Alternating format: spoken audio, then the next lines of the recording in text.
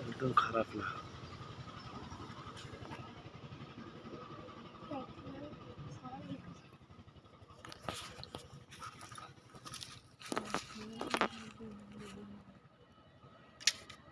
আমি হর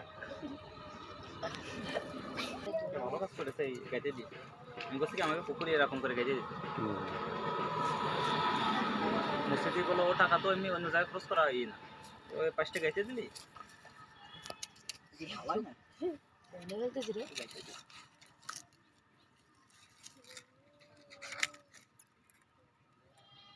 জামাই খুব সারা